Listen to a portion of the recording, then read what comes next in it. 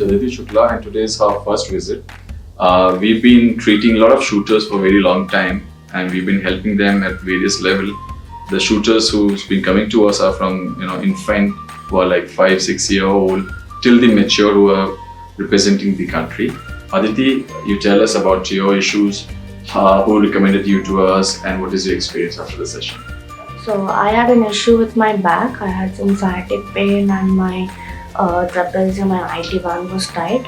And I was recommended by my coach, and my experience here was very relaxing and calming, and I can feel a significant change in my muscle condition right now, and I hope to see sir next time very soon.